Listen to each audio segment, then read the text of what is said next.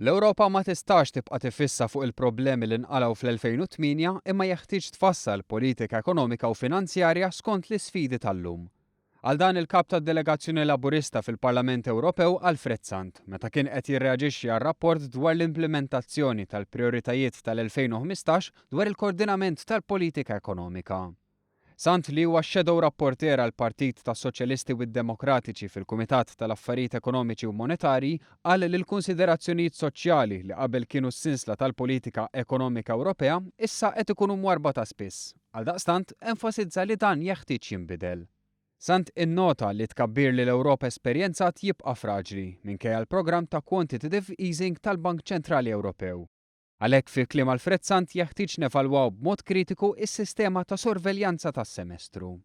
Membri parlamentari Ewropej mill-grupp tas-Soċjalisti u d-Demokratiċi huma rrabjati għad-deċiżjoni tal-gvernijiet ta' pajjiżi Ewropej sabiex jiżdiedu l-limiti ta' emissjonijiet mill-karozzi diesel. Dan għal livelli ta' ossidi tan-nitroġenu li huma d-doppju tal-livelli Euro 6 maqbula fl-2007. B'reazzjoni għal dan l-Europarlamentari Laburista Mirjam Dalli qalet li d-deċiżjoni meħuda mill-Kumitat Tekniku tal-Vetturi hija inaċċettabbli. Dalli qalet li b'din id-deċiżjoni minflok tejjibna sitwazzjoni erġajna morna pass lura għal dak li kien ġie deċiż minn snin ilu. Dalli innutat li minħabba nuqqasijiet flit-testjar l-emissjonijiet huma ferm iktar mill-istandards mitluba. Saħaqet li jeħtieġ jinsabu soluzzjonijiet għaliex iċ-ċittadini Ewropej jeħtieġu u ħaqhom limiti iktar baxxi ta' tniġġis. L-approvazzjoni tal-Parlament Ewropew li tneħħew kompletament ir-roaming charges imposti għall-użu ta' mobiles barra mill-pajjiż fl-Unjoni Ewropea hija rebħa storika ċ-ċittadini.